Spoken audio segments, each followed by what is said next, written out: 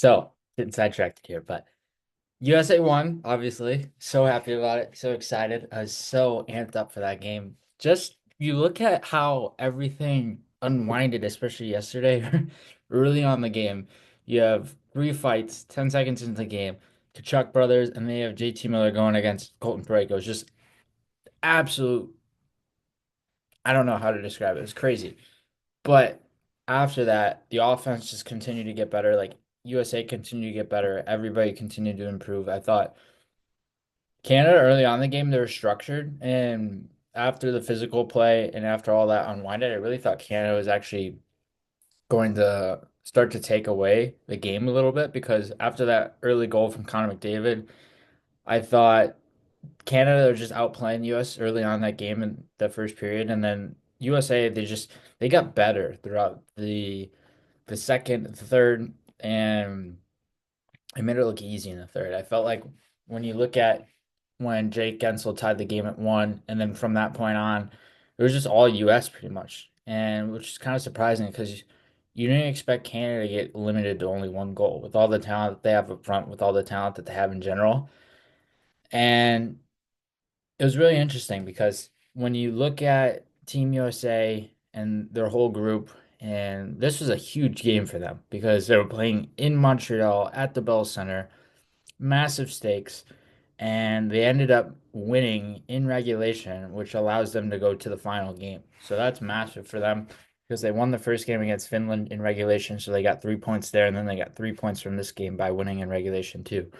So automatically they're up to 6 and massive loss for Canada, losing in regulation and obviously losing to the US. So I it's really tough to say. It's tough to give true standouts. I thought a lot of the guys on both sides were really noticeable, and everybody's creating in waves throughout this game. Like there were times where the defensemen on Canada were creating a lot. There were times where their forwards were creating more. There were times where their forwards were absolutely silent, and there were times where their D were absolutely silent. And it was kind of the same with the US. And I would say throughout that second period is where everybody started to slow down a little bit more. I think Ray Ferraro described it as the grinding point of the game where there's not much scoring going on, but there's just a lot of back and forth, a lot of forechecking, and a a lot of defensive play, which isn't necessarily the most exciting to watch. But when it comes to that stage of the game, there's always some aspect of it that has to be relied upon defensively. And there has to be points in the game where the game really shifts into more defensive than offensive. So I thought both teams really played well. And I do think the US played way better the back half of the game. And just the eventual Dylan Larkin goal. And I'm forgetting who scored the other one off the top of my head right now. But with that Dylan Larkin goal, that was a massive goal from him and just a really important goal as well. And yeah, Jake Gensel eventually with the empty netter. That's who it was.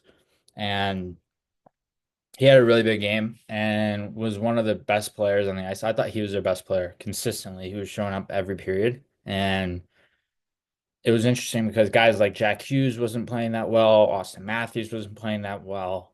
I thought Jack Eichel was okay, but I didn't notice him a ton. Kyle Connor was really not that noticeable.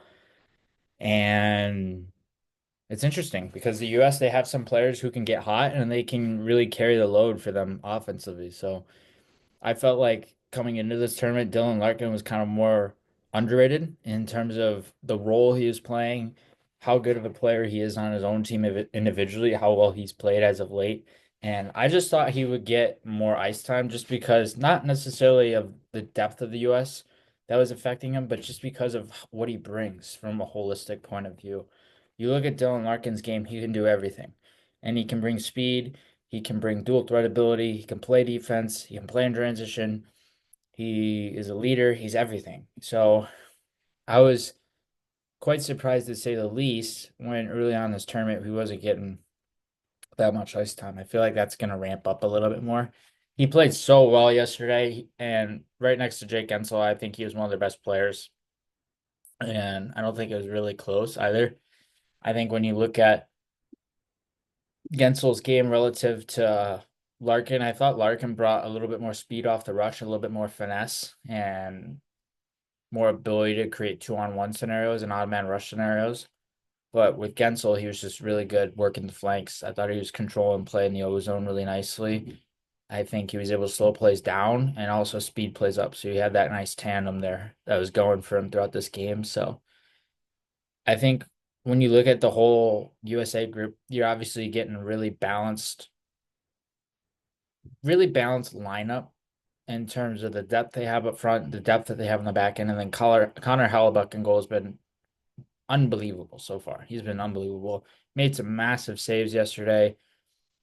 Some saves I think are for him being that height and that skilled as a netminder, I think he had to be relied upon a ton. Like he had to be relied upon making saves in the paint, and he had to be relied upon a ton at making big saves at key moments and stopping big name players. So Connor Hellebuck, he was by far he was arguably their best player too. You could argue there's three, I would say, is Gensel, Larkin, and Hellebuck. Those three. I think Hellebuck made some saves that really kept them in the game and kept Canada only at one goal. So you could argue he was the best player in this game, but there's certainly some forwards who stood out and some players who were really noticeable up front for the US as well.